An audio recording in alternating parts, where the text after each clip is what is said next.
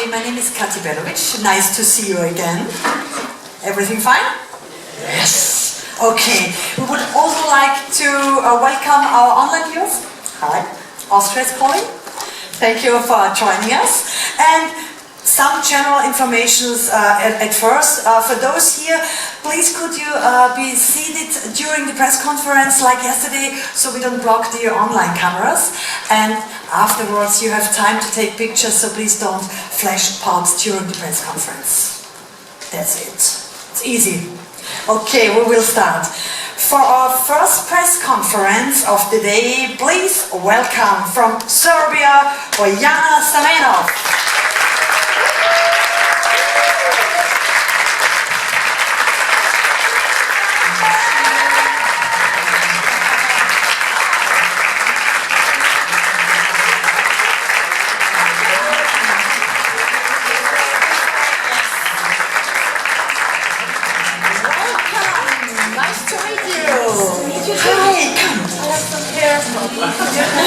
No problem. I will do it like this, like this. Can I help you? I think it's okay. It's wonderful. It's gonna be okay. We had a rehearsal, guys. I'm sorry. Wait. Okay. This is the first, huh? I hope it's your hair. Yes, it's mine. All the way. Okay, perfect. Well, I don't know if I could ever call this here. So, let me try to do it like this. Yes. Perfect. Super. Please, take a seat. Oh, thank you. Yes. How are you? Tell us a little bit about the first rehearsal. Yes, please. Hello everybody, how are you? Well, my first rehearsal, I'm still having that adrenaline rush. Okay, and everybody's like, okay, the rehearsal is done. They're trying to do my hair to be more calmer and to calm me down. So my hair isn't coming down and my mood is just going up and up and up. But you're fine. It's beautiful. Yes. Your song Beauty Never Lies was originally written in Serbian. Yes. Do you prefer to sing in English or in your mother tongue? What's the difference? To be honest, the message of the song is very similar in Serbian and in English. This year we decided, the whole delegation and the people who were on the Eurovision Song Contest before, to do something new, because in my country I'm a soul singer. But for me personally, Serbian version has a special meaning because it's the first song that was written for me by Vladimir Grajic, who also is responsible for me being here because he invited me. And Leontina wrote the lyrics. They were really thinking about me and consulting me about everything. So the Serbian version, Ceo Sveti Moj, is my small personal favorite and deep in my heart because that's my first song ever that is made for me that I recorded in Serbian. So I love Serbian version, but we'll be trying something new this year. And if you really prefer, I could sing the chorus of the Serbian version. That's not a problem. Chorus now or at the end? Now. Yes. Do you know how to sing along with me? Okay. Ceo svet je moj, gledaj me, letim slobodna. Ceo svet je moj, nebo je granica. Nek sam drugačija, a u tvojim je očima istina. To sam ja.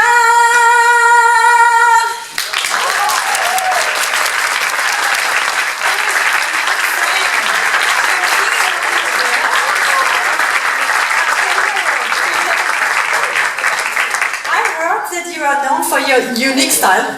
Well, thank you. On stage. Yes. Would you like to tell us a little bit more about your costume?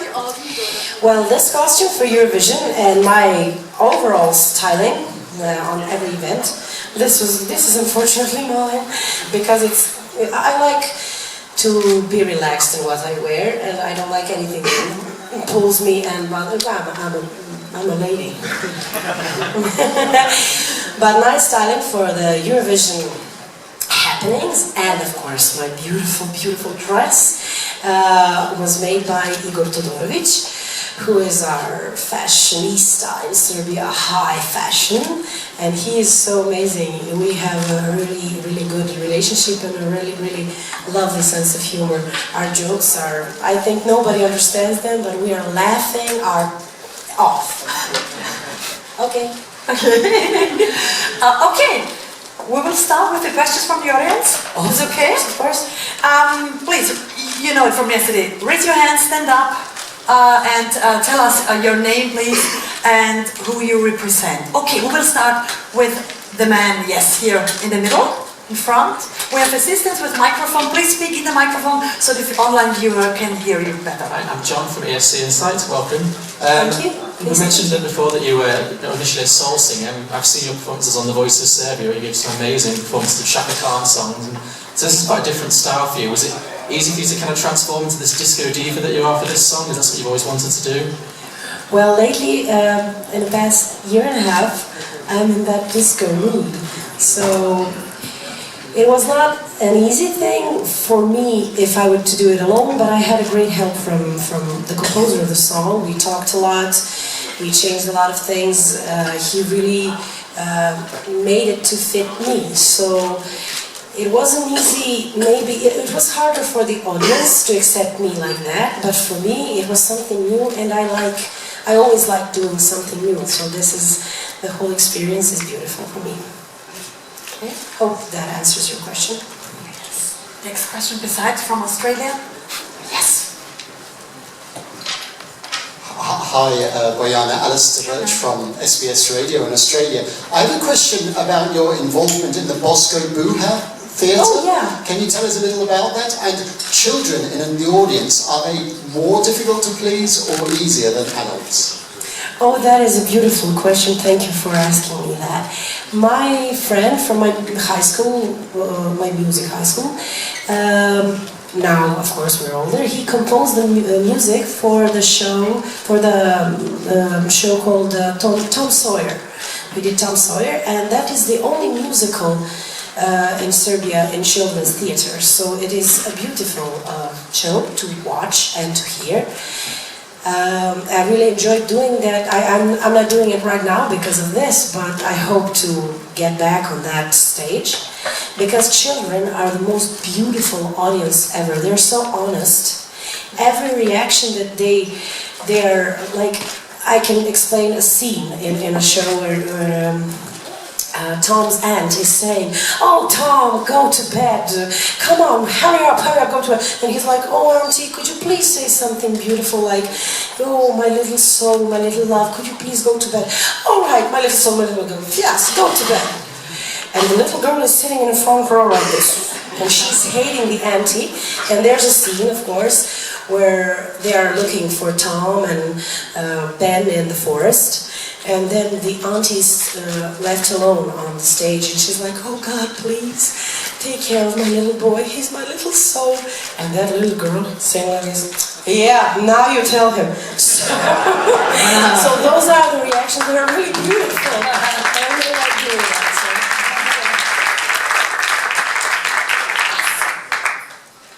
Thank you. Hi, Bojana. Oh, I know you. Oh, Wow. Oh, I know you, babe. I'm William Adams from wiwibloggs. On the stage, you have white flags, and they normally symbolize surrender, but you're obviously in it to win it. What does it represent? Well, what? There won't be white. Oh, so here is our director. So he's telling me that they won't be white. So I don't know how to answer you. But I can tell you that the flags are going to fly, and they're going to be very cheerful, and I'm going to try to avoid them while singing. I don't know now what to tell you, but the flags are going to be white. I don't know which color they're going to be. Okay, they'll tell me later. There's a lot of things that I am learning as I go, so I'm sorry if I'm not able to answer your question. Maybe in a day or two, I will. I'm sorry, I really wanted to answer to you especially. Oh, Oh la la. Next question. Okay, please. Oh my dear. Dobrodošli. I'm Simon from Poland, Radio Newsletter. Oh, please Welcome back, Serbia. We missed you. Oh, thank you. Thank you. By the way, you look in your dress like emperor, you know, not like a queen, like emperor. Wow, thank you. The question is about the composition as such. You are not the composer of the song, but what was the sense? Because actually, in the second part, it changed completely. And some people like the first part, the other part love more the second part of the song. But what was the meaning of this big change in the song? Well, maybe that's a question for the composer, but this is my answer. We wanted to do something that is a bit different than I usually sing. Because I'm a soul singer, people often expect me to be like, "Wah!" you know that gospel Aretha, soul-y, funky. But we wanted to do something that is more peaceful in the first part, that I can show people that I can really be maybe shy or mysterious, that I have that quiet little voice sometimes. And then it sort of progressed itself in something that is that wow part. So I think it's a good combination. I really like it. You have part that I think we satisfied all kinds of audience with the song, because if you like the first part, we even have now the chill out version. So we have a lot of versions actually, and if you don't like anything about, I don't know, the original version, you can hear some other. We have even the yodel version. I'm not going to. Oh, why not? Austria, we like this. Yeah, but I don't think I'm a good yodeler. The only yodeling I learned in my life is from The Sound of Music. When they are high on a hill with an old ego, yodelay, yodelay, yodelay.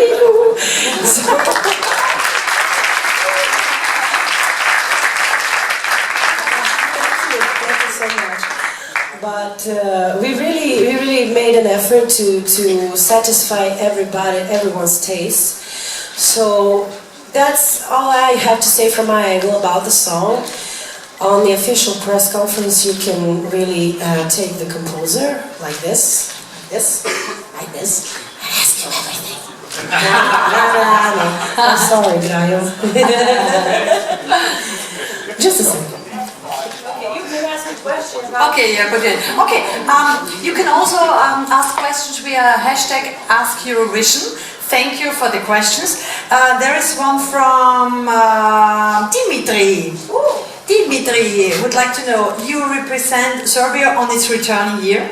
How do you feel about it? To be honest, I'm very proud and thankful that Serbia eventually elected me, because there were 3 of us on the national election, and I'm thankful to the composer of the song who invited me to sing it. Of course, Vladimir Grajic and I really made a good relationship during that journey, and we talked a lot, we met each other. He really knows some personal things about me, which is very important for the song itself. And of course, after all the things that we've been through until now, I now can say that I'm still maybe unaware that I am the one, because I used to see my colleagues on the Eurovision stage, and now it's me. But I'm very proud, and the sense of responsibility is now bigger and bigger. Of course, after this first rehearsal, it's even bigger. So I'm very happy, and I think I will never forget this as long as I live, honestly. Okay, next question from Frida. What means for you the word beauty, and what's your message with your song? Love from Mexico. Oh, I love Mexico. Mexico sent me a lot of love lately. Well, to dear Frida, the word beauty, it's just what you see and say, oh, what a beautiful flower. You have beautiful flowers, but they're poisonous, you know. You just need, the word beauty for me is something that you need to get to know a little bit, to just maybe create a relationship, a sort of a relationship with that beautiful thing that you really consider beautiful, because sometimes you may discover it's not as beautiful as you think.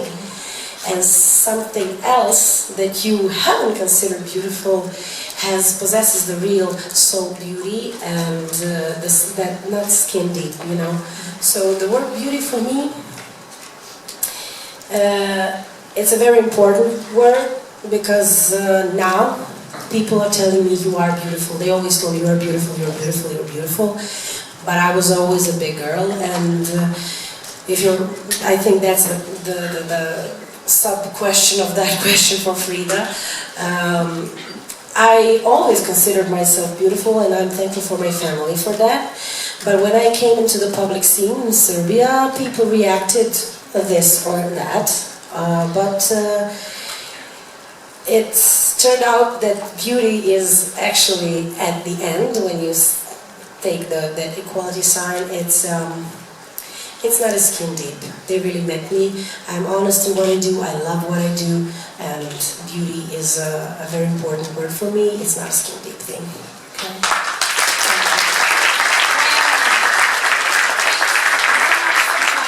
Okay. Thank you. Now it's time for photos. Okay. Here next to us. No. They like photos. Yes. Thank you, everybody, for joining us. Reem, my colleague, will welcome you in 20 minutes with Hungary.